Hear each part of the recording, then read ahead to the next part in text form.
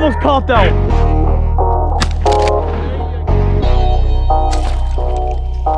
I got it.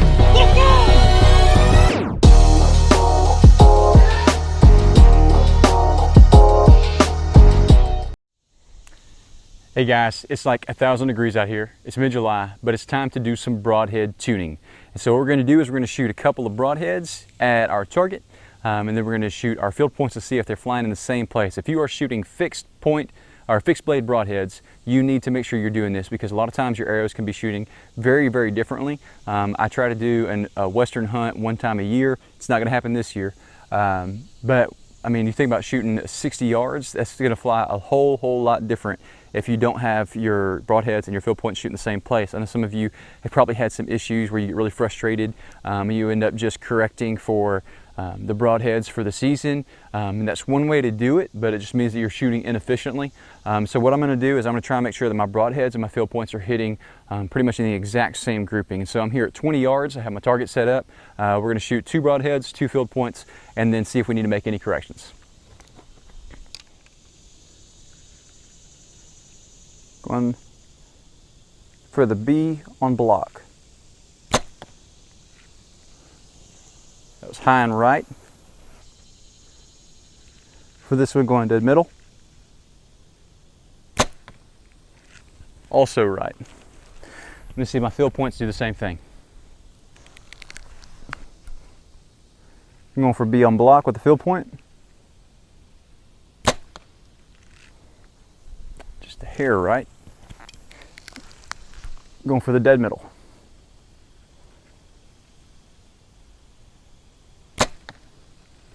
Also right.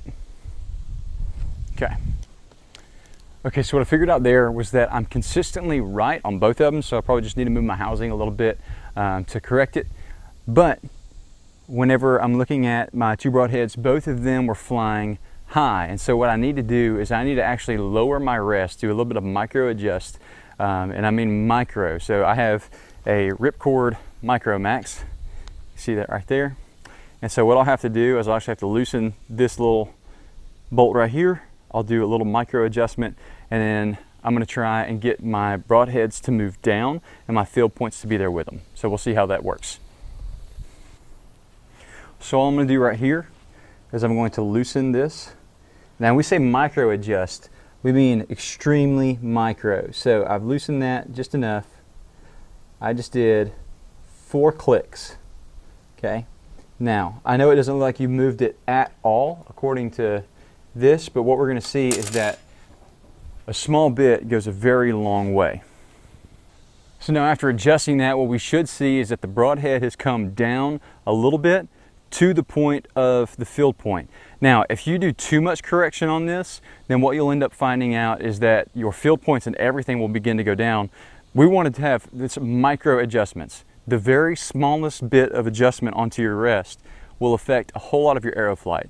So I might have to dial in a little bit more. I did just a few clicks. If I see that I still need to do a little bit more, I can go.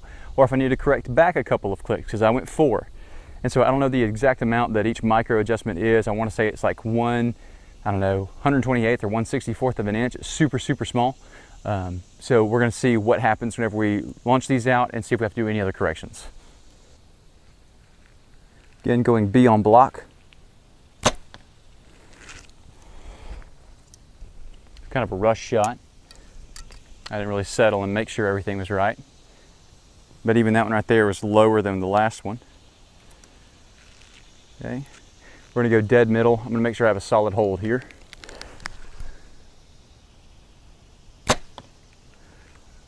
All right, so still a little bit to the right, but the up and down was a lot better.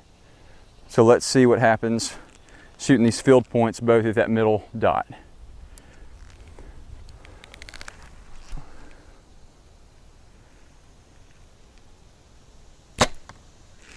Again to the right.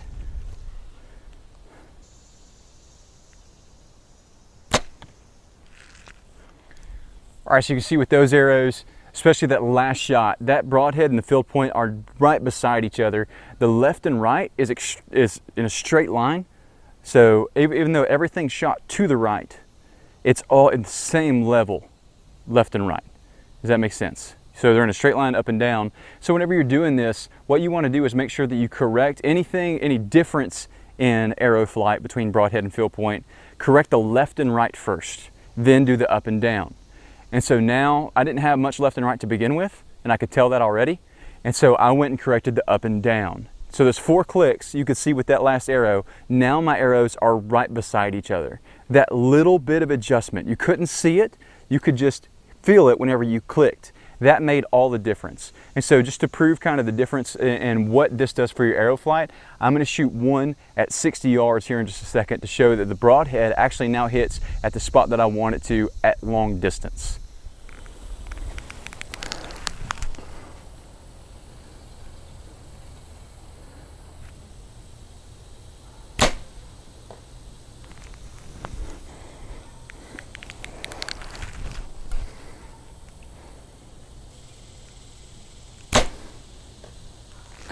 So I'm gonna go ahead and walk this one in.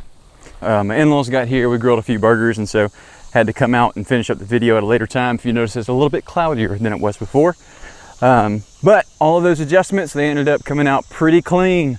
60 yards, shooting at the middle dot. I'd say this is pretty good results right here. So the one that's snuck in right here,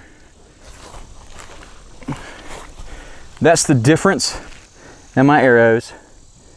Definitely within my own personal margin of error at 60 yards. I am shooting 0.019 pins, and so at 60 it kind of blocks out the dot. But that's the goal right there. You want your broadheads and your field points flying together. Hopefully you learned something on this video. I know it's a little bit more educational, but this is the kind of stuff that we have to do before season to make sure that whenever we get to the point that we have the deer, the elk, the hog, whatever it is right in front of you, you know that you can trust where your broadhead is, that's going to fly true to your field point. So now I'm ready to rock and roll. Season's right around the corner. Say that we got a couple months, but it's about time to start scouting. I got to get out in the woods, get everything together, and so it'll be here before you know it. You got to get out now and do the prep work so that you're ready to go whenever season opens in your area. Hope you have a great season. I'm sure we'll have some more content coming at you pretty soon, but for now, get out there, make sure that you do what you need to do, get ready. It's all worth it. Make sure you can trust your equipment. See you next time.